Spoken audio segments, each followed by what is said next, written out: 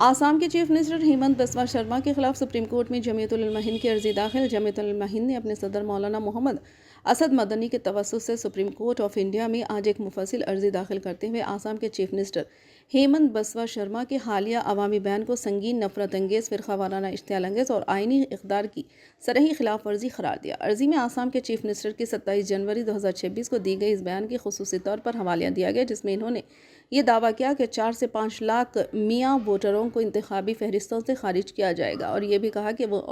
ان کی پارٹی براہ راست میاؤں کے خلاف ہے۔ عرضی کے مطابق لفظ میاں آسام میں مسلمانوں کے لیے تحقیر آمیز اور توہین آمیز انداز میں استعمال کیا جاتا ہے۔ عرضی میں مزید کہا گیا کہ آسام کے چیف منسٹر کی مذکورہ تقریر اس تناظر میں کہ وہ ایک اعلیٰ آئینی منصب پر فائز ہے، کسی بھی طرح سے محض رائے کے اظہار کے دائرے میں نہیں آتی، بلکہ اس کا واحد اور بنیادی